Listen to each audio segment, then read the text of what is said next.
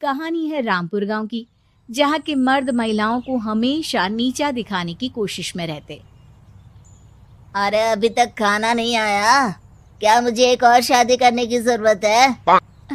नहीं जी नहीं, ऐसा मत करना, वरना मैं कहाँ जाऊंगी। खाना लेकर मैं अभी आई जी।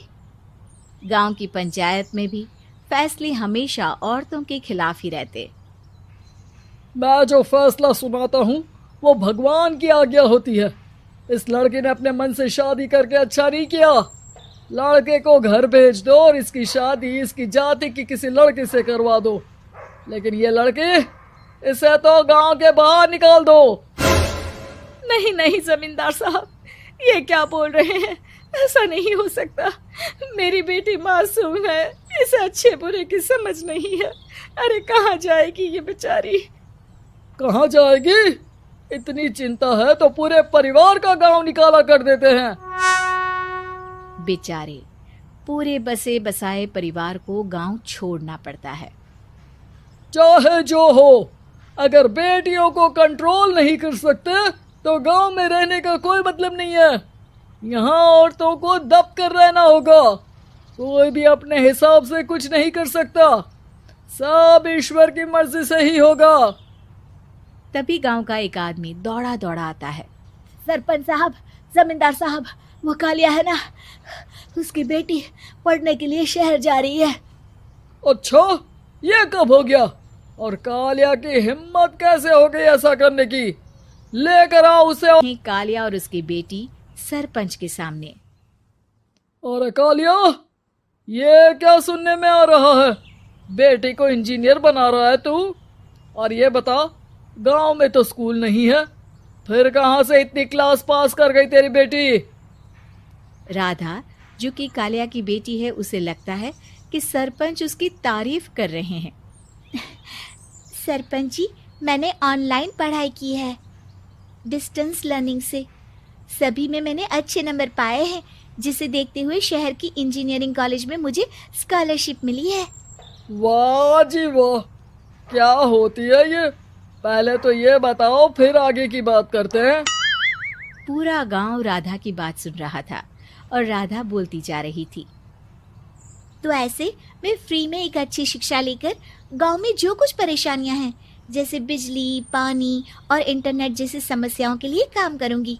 मैं गांव को शहर से जोड़ने के लिए पुल का निर्माण करवाने का प्रस्ताव रखूंगी। मुझे पूरी उम्मीद है कि जल्द ही हमारा गांव भी तरक्की की राह पर चल पड़ेगा। राधा की बात सुनकर सारे गांव वाले ताली बजाने लगते हैं। सरपंच को समझ नहीं आता कि वो क्या करे। चुप रह नादान लड़की, गांव के खिलाफ जाने के लिए तुझे गांव से बेदखल कर दिया जाएगा, वो भी पूरे परिवार के साथ। और हाँ, अगर ठीक से गांव में रहना चाहती है तो ये पढ़ाई लिखाई छोड़ दे। हम तेरे लिए गांव का कोई होनहार लड़का देखेंगे। तभी गांव का एक आदमी बोल पड़ता है। अरे नहीं नहीं सरपंच जी, राधा बिटिया जो बता रही है, अगर वैसा हो जाए तो हम लोगों को पैसा कमाने के लिए बाहर नहीं जाना पड़ेगा। हाँ जी, और ना ही कोसों दूर पानी के लिए भटकना पड़ेगा। हमारे बच्चे भी अच्छी पढ़ाई कर सकेंगे और आगे बढ़ेंगे, ना कि हमारी तरह खेती करते बैठेंगे। क्यों गांव वालों, राधा बिटिया का साथ देना चाहिए ना। सरपंच देखता है कि गांव राधा के साथ है तो वो चुप हो जाता है। वो घर आकर अपने सलाहकार से बात करता है, जो बहुत ही चालाक किस्म का इंसान होता है। अरे सरपंच साहब, आपको बहुत ही होशियारी से काम लेना पड़ेगा। एक बार गांव तरक्की कर गया, यहाँ के बालक पढ़ लिए तो कोई ना पूछेगा आपको। और फिर ये जो बेटा और बेटी है ना आपके, इनको भी आम लोगों की तरह ही जीवन जीना होगा। हाँ, लेकिन करे तो क्या करे? वो ना आप मुझ पर छोड़ दीजिए, बस मैं जैसा बोलूं करते जाइए। अगले रोज सुबह जब गांव वाले सोकर उठते हैं तो राधा के घर के बाहर और साथ ही वो लोग जिन्होंने राधा का सपोर्ट किया था, उनके घर के आगे लाल रंग से कल आऊंगी लिखा होता है। कल आऊंगी?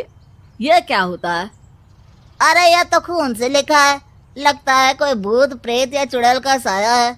चलो सरपंच जी के पास चलते हैं। सभी सरपंच के पास जाकर उसे सारी बात बताते हैं। अरे ये तो बड़ी मुश्किल की बात है। चलो मैं एक बाबा को जानता हूँ, उन्हें बुला लेता हूँ। सरपंच बाबा को लेकर गांव के घर के बाहर जाता है। ओहो, तो ये वो चुड़ैल है जो उन लोगों को निशाना बनाते हैं जो गांव को बदलने का सपना देखते हैं। वो गांव को ऐसे ही संपन्न देखना चाहती है। वो नहीं चाहती कि कोई बाहरी यहाँ का कायाकल्प करे। क्या तुम लोगों में से किसी ने गांव को बदलने की सोच रखी है? तभी राधा की माँ रोते रोते आती है। मेरी राधा घर से गायब हो गई है। अरे कोई तो बचाओ, मेरी बच्ची कहाँ गई?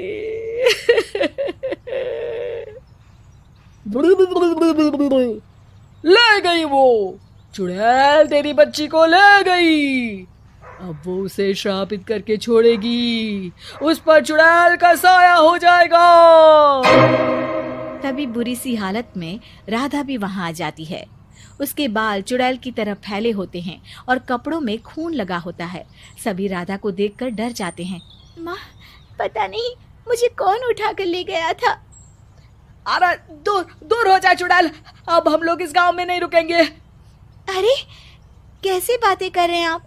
कल तो आप मेरे भरोसे का सपना देखते हैं।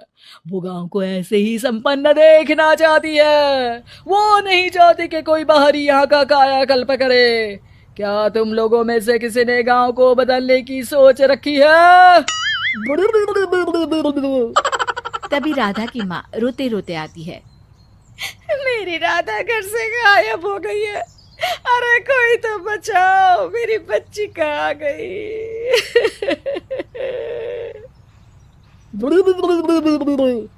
ले गई वो चुड़ैल, तेरी बच्ची को ले गई। अब वो उसे श्रापित करके छोड़ेगी, उस पर चुड़ैल का साया हो जाएगा। तभी बुरी सी हालत में राधा भी वहां आ जाती है। उसके बाल चुड़ैल की तरह फैले होते हैं और कपड़ों में खून लगा होता है। सभी राधा को देखकर डर जाते हैं।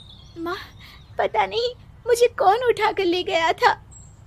अरे दूर दूर हो जा चुड़ैल, अब हम लोग इस गांव में नहीं रुकेंगे। अरे कैसे बातें कर रहे हैं आप? कल तो आप मेरे भरोसे गांव का हुलिया बदलने, अपने बच्चों को पढ़ाने और तरक्की उन्नति की बात कर रहे थे, तो आज क्या हो गया आपको? ये फिर तुम लोगों को बहकाएगी। ये चुड़ैल गांव में आ चुकी है। ऐसे ही ये तुम्हारे घर के बच्चों को भी ले जाएगी। गांव वाले राधा को गांव से बाहर निकाल देते हैं। उसके माँ बाप रोते रहते हैं, लेकिन गांव वाले नहीं मानते।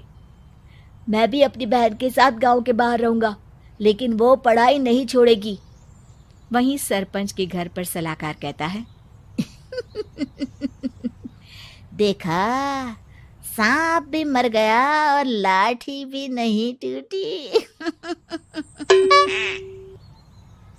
लेकिन अगले ही दिन सरपंच के घर के बाहर भी वही शब्द लिखे होते हैं और फिर सरपंच की बीवी कहती है, हमारी बेटी को किसी ने अगवा कर लिया है। तभी राधा का भाई वहां आ जाता है। अरे गांव वालों, मैंने सरपंच जी की बेटी को देखा था। वो चुड़ैल उसे उठाकर ले जा रही थी। अरे क्या मजाक कर रहे हो? नहीं नहीं सरपंच जी, आप नहीं जानते। वो चुड़ैल अब आपकी बेटी में आ जाएगी, जैसे राधा के अंदर आ गई थी।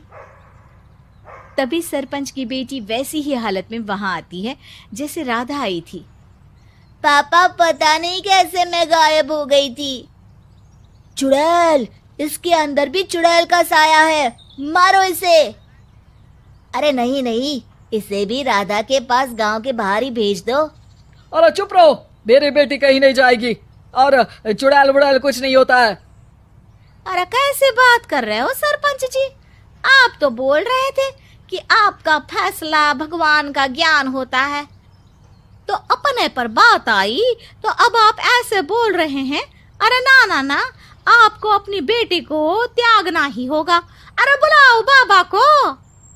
राधा का भाई बाबा को ले आता है, जिसे अब गांव वालों के डर के कारण सच बोलना पड़ता है। मैं कोई बाबा नहीं हूँ, मैं तो मोची था। ये सलाहकार महोदय ने मुझे कहा था एक्टिंग करने को। अब वो मुझे पैसे देने वाले हैं। अब मुझे माफ कर दो। गलती हो गई, मुझे माफ कर दो। तभी वहां राधा आ जाती है। देखा सरपंच जी, जब गांव के बच्चे साक्षर होंगे तो आप जैसे लोगों की चालाकी नहीं चलेगी।